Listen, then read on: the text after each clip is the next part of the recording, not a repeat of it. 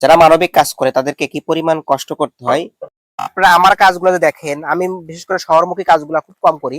অনেকে আছে শহরমুখী কাজ করে, আমি চেষ্টা করি শহরের বাইরে প্রত্যন্ত এলাকার মফস্বল গ্রামগুলোতে কাজ করার জন্য, যাতে করে ওই গ্রামের মানুষগুলো সুবিধা পায়।